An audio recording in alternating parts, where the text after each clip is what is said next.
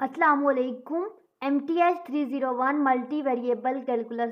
Basically जो multi variable calculus है ये इसका फाइनल टर्म का सिलेबस है लेक्चर नंबर 23 से लेकर 45 तक।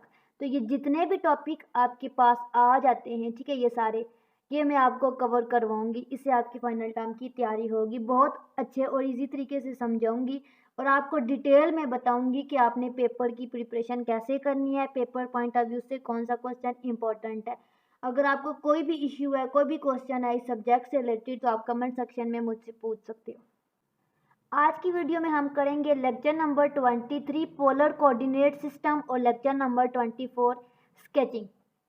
अच्छा देखिए, पोलर कोऑर्डिनेट सिस्टम बेसिकली ये जो लेक्चर है ये इतना पेपर पॉइंट ऑफ व्यू से इम्पोर्टेंट नहीं है, ठीक है।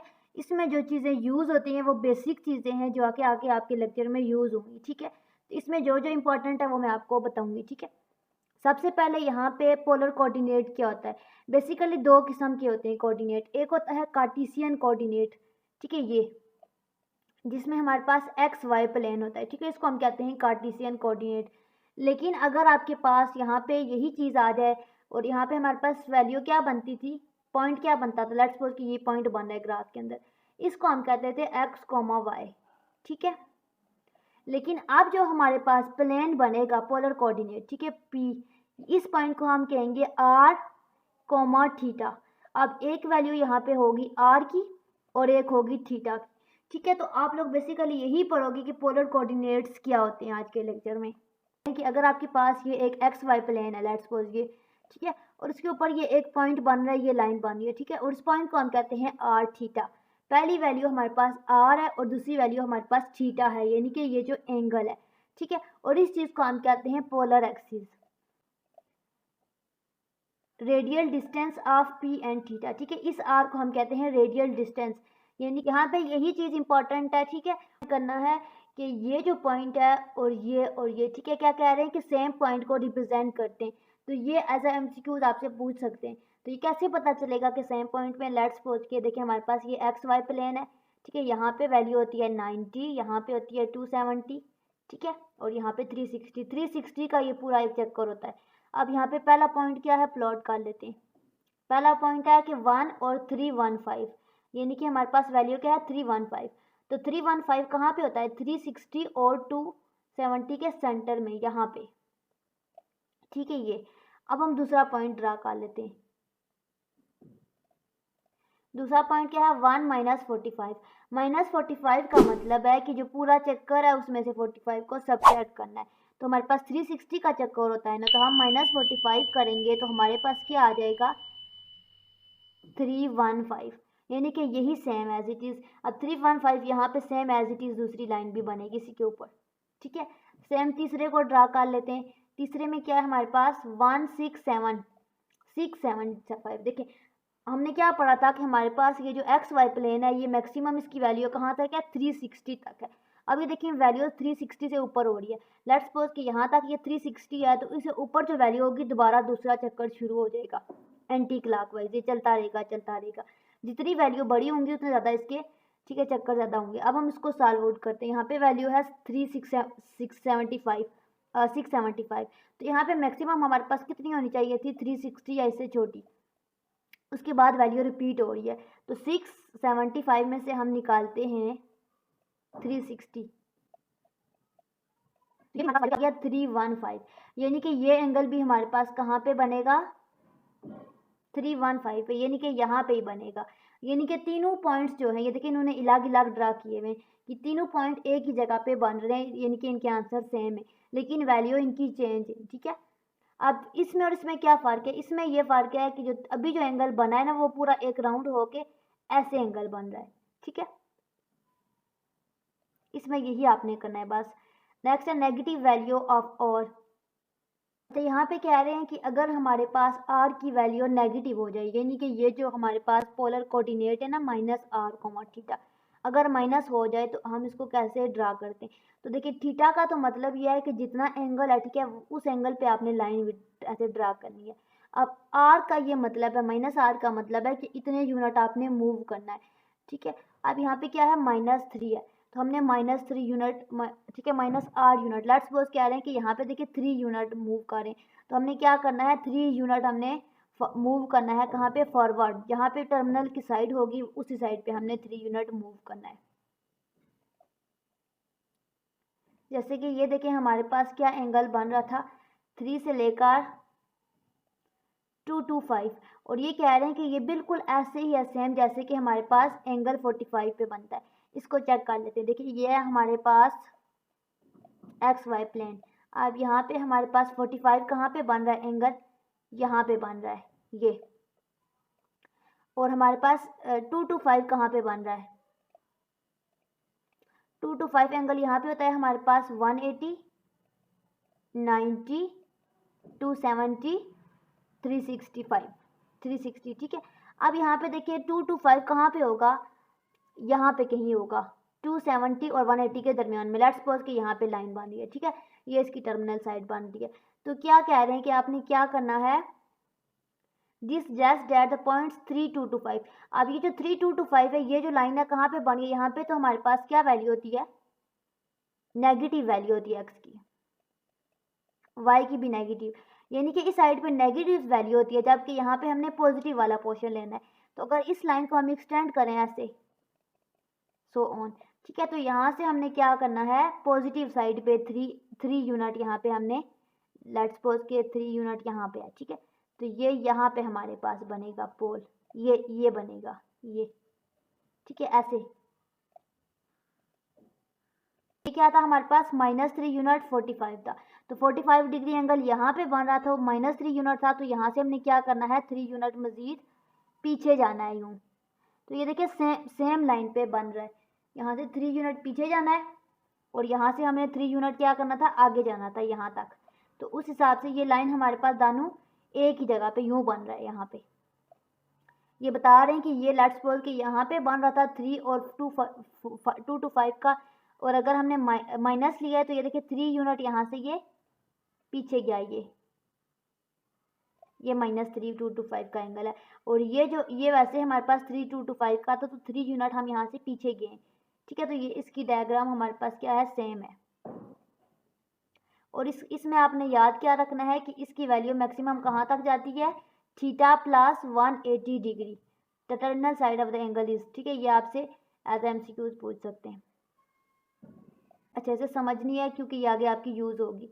इसमें क्या कह रहे हैं आपको कि अगर आपके पास relation between polar and the rectangular coordinates के रेक्टेंगुलर और पोलर कोऑर्डिनेट के दरमियान में क्या फ़र्क है, तो रेक्टेंगुलर कोऑर्डिनेट में आपको बता चुकी हूँ कि जिसमें एक्स वाई आता है, ठीक है, ये एक्स वाई, और पोलर भी यही होता है, लेकिन पोलर में क्या होता है, आर और थीटा आ जाता है, ठीक है, ये चीज़ होती है।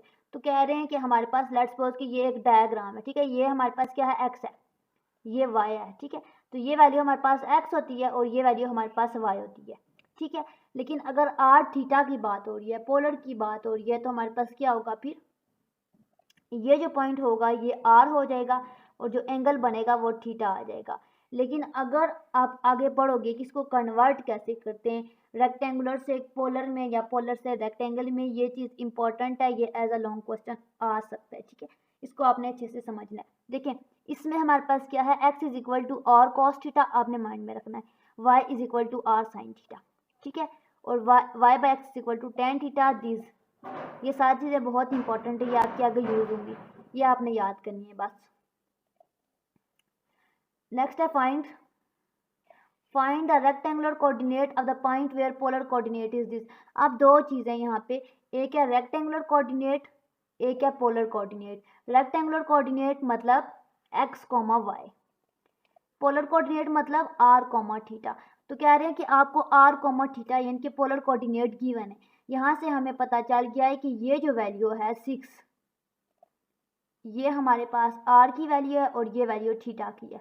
अब हमने फाइंड क्या करना है, पोलर रेक्टेंगुलर कोऑर्डिनेट यानी कि x और y निकालना है, ये x फाइंड करना है और y फाइंड करना है। अब x की वैल्यू हमारे पास क्या होती है, फार्मूला भी हमने याद किया है, r cos थीटा, y की होगी r sin थीटा, ठीक है। अब r हमारे पास क्या है, ये 6 है, ठीक है, तो यहाँ हमारे पास 6 आ जाएगा और cos 45 डिग्री, cos कितना है 135 डिग्री, और हमारे पास यहाँ पे क्या है 6 साइन 135। अब 135 हमारे पास किसके इक्वल होता है, हमने क्या पढ़ा था 180 प्लस थीटा। ठीक है, तो यहाँ पे थीटा की वैल्यू हमारे पास क्या है 135। तो 180 में से हम जब 135 माइनस करेंगे तो वही हमारे पास एंगल होगा। तो हमारे पास आ जाएगा यहाँ पे 5 और 7 में से 3 गए 4, तो 45 डिग्री एंगल आ जाएगा, यानी कि 45। अब 6 और यहाँ पे हमारे पास cos 45 पे होता है स्क्वायर रूट 2/2 और यहाँ पे हमारे पास नेगेटिव साइन आ जाएगा, क्योंकि हमारे पास यहाँ पे भी हमारे पास बताती हूँ आपको, यहाँ पे हमारे पास स्क्वायर रूट 2/2, यानी कि cos की वैल्यू भी 45 पे हमारे पास स्क्वायर रूट 2/2 होती है और साइन की वैल्यू भी स्क्वायर रूट 2/2 होती है। अब यहाँ पे माइनस आया, यहाँ पे माइनस क्यों नहीं आया, तो ये इसकी प्रॉपर्टी है कि जब cos theta is equal to minus cos theta होता है। ठीक है, हमारे पास वैल्यू 135 है ना, 45 से बड़ी है, तो हम लोग इमेजिनरी पोर्शन ले रहे, तो यहाँ पे माइनस आएगा, तो हमारे पास cos थीटा किसके इक्वल होता है माइनस cos थीटा की, तो 45 इज इक्वल टू माइनस 45 हो जाएगा ये चीज़। ठीक है, और अगर हमारे पास साइन होता है तो साइन माइनस थीटा हो तो वो साइन प्लस थीटा का। नेक्स्ट क्वेश्चन है, इसमें क्या कहा गया है, फाइंड द पोलर कोऑर्डिनेट्स और रेक्टेंगुलर कोऑर्डिनेट्स गिवन है। ठीक है, अब आपको पोलर कोऑर्डिनेट निकालना है, यानी कि आपने r थीटा निकालना है। ठीक है, और रेक्टेंगुलर कोऑर्डिनेट होते हैं एक्स वाई, यानी कि आपको एक्स वाई गिवन है। अब कंसेप्ट को आपने समझना है, मिक्स आप नहीं करना, एक्स वाई आपको गिवन है, यानी कि अब आपको पता है कि ये जो फर्स्ट वैल्यू है -2 ये एक्स की वैल्यू है। ठीक है, और जो ये वैल्यू है हमारे पास ये वाई की वैल्यू है, तो हमने वही रिलेशन यूज़ करना है, R is equal to X is equal to are cos theta और Y is equal to are sine theta. ठीक है, अब हमारे पास एक x है y है, लेकिन r और थीटा में से एक चीज़ होनी चाहिए थी, लेकिन हमारे पास r भी नहीं है, तो हमने पहले r निकालना है ताकि हमारे लिए आसानी हो जाए। तो हमने एक और चीज़ पढ़ी थी, क्या पढ़ी थी कि हमारे पास r is equal to x square plus y square under the root, ये इक्वेशन ऑफ सर्कल है। ठीक है, सेंटर एट ओरिजिन, तो यहाँ पे एक्स वाई हमें गिवन है, तो हम यहाँ पे x की वैल्यू पुट करेंगे -2, y की पुट करेंगे। ठीक है, और स्क्वायर लेंगे, सॉल्व आउट करेंगे तो r की वैल्यू 4 आ जाएगी। अब हम इसको फर्दर सॉल्व आउट करते हैं, तो हमारे पास x की वैल्यू क्या आ गई है, x is equal to are cos theta, तो यहाँ पे आ जाएगा x हमारे पास क्या था -2 इज इक्वल टू r की वैल्यू है 4 और कॉस थीटा हमें फाइंड आउट करना है। ठीक है, आप ऐसे भी कर सकते हो ये चीज़, और y की वैल्यू यहाँ पे पुट करके r की वैल्यू पुट करके साइन थीटा की वैल्यू, ठीक है, ऐसे फाइंड आउट कर सकते हो। लेकिन इसका एक फार्मूला है जो हमने यूज़ करना है, वो क्या होता है हमारे पास, ये हमारे पास कॉम्प्लिकेटेड हो जाता है, ये हमारे पास इजी होता है, tan theta is equal to Y by X, तो simply tan theta is equal to Y की वैल्यू डिवाइडेड बाय एक्स की वैल्यू आपने पुट की, तो हमारे पास आ गया -√3। ये कैसे आ गया, देखिए tan इनवर्स हो जाएगा, थीटा इज इक्वल टू हो जाएगा ये tan inverse of y by x. ठीक है, तो वाई बाई एक्स का tan इनवर्स आप कैलकुलेटर में इजीली निकाल सकते हो, ये कैलकुलेटर में लिखोगे इसका आंसर आपके पास डायरेक्ट आ जाएगा 2π/3। अब आपने पोलर कोऑर्डिनेट निकालने थे, तो p is equal to r theta, अब r की वैल्यू हमने क्या निकाली है 4 और थीटा की निकाली है हमने 2π/3, तो आपने ऐसे लिख लेना है। Line in polar coordinates, polar coordinate में लाइन कैसे बनती है। अच्छा, इसमें दो केसेस होते हैं, एक परपेंडिकुलर और एक पैरेलल। अब ये जो होता है एक्स एक्सिस, परपेंडिकुलर का मतलब होता है एक स्ट्रेट लाइन ड्रा करना, तो ये इसके परपेंडिकुलर है, और पैरेलल का मतलब होता है उसके सामने, तो ये एक्स एक्सिस के सामने लाइन है यूँ, तो ये इसके पैरेलल का केस है, ये परपेंडिकुलर का। तो ये परपेंडिकुलर की कंडीशन है और ये पैरेलल की याद रखनी है आपने, और ये आपसे एज MCQs पूछ सकते हैं। ये हमारे पास वैल्यू कोऑर्डिनेट्स यूज़ होते हैं इस केस में, और इस केस में हमारे पास A0 यूज़ होते हैं, ये हाईलाइट में यही बता रहे हैं, ये आपने करना है, इसमें से MCQ आ सकता है। नेक्स्ट आपने यहाँ पे सिर्फ ये इक्वेशन याद रखनी है, और यहाँ पे आपने सर्कल की इक्वेशन याद रखनी है, इसमें कुछ भी समझाने वाला नहीं है।